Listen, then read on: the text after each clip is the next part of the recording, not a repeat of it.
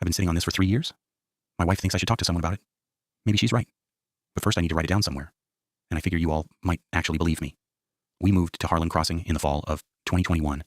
Small neighborhood outside Columbus. The kind where everyone has a flag on their porch and waves at you when you back out of the driveway. My wife Danny loved it immediately. I did too for a while.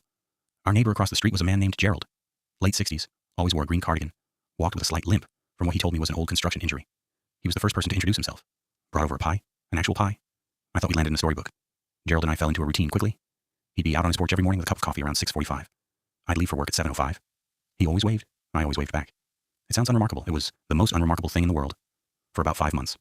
The first strange night was in late February. I'd gotten up around 2 a.m. for a glass of water, bad habit, I run warm, and stood at the kitchen window, looking out at the quiet street while I drank it.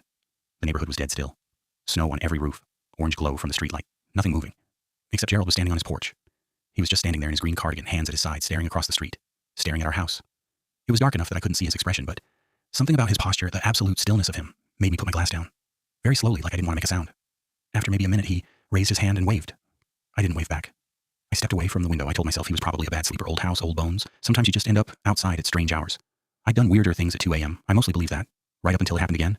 And again. Over the next 6 weeks, I caught him out there 4 more times, always between 1:30 and 3 o'clock in the morning, always still as a post, always staring directly at our house. And every single time, if I was visible in a window, he would raise his hand and wave. Not a friendly wave, not a, hey, can't sleep either, wave. A slow, deliberate one. Elbow pinned to his side. Just the forearm rising. I started closing the blinds before bed. In March, I mentioned it to Danny, trying to sound casual. She frowned and said it was probably nothing. Maybe he was worried about a break-in on the street. Maybe he just had insomnia. She wasn't dismissive about it. She has good instincts, my wife. But she also hadn't seen it herself. And there's a version of the story where a retired guy standing on his porch at night is completely harmless. I wanted to live in that version. The thing that ruined it happened on a Thursday morning in April. I was backing out of the driveway at 7:05 as usual. Gerald was on his porch as usual. He raised his hand and gave his normal morning wave. Warm, unhurried, totally familiar. I waved back. And then, because I don't know why, because something had been itching at the back of my skull for weeks, I pulled out my phone and called my buddy Dale, who works at the county records office. I described Gerald, first name, address, approximate age, the limp. Dale called me back on my lunch break. Gerald Paulson, 68, of 414 Harlan Crossing Drive, had died on January 9th. Cardiac event. He'd been found by his daughter 3 days later. January 9th. I had waved at that man every single morning for 3 months after the date on his death certificate. I drove home that afternoon and sat in the driveway for a long time before going inside.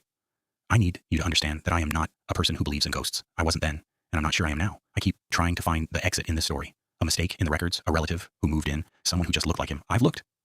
There is no exit. After I found out, it stopped. I haven't seen him on the porch since. Not in the morning, not at 2 a.m. I don't know if that's better or worse. What I keep coming back to, what I can't let go of, is the nighttime waving.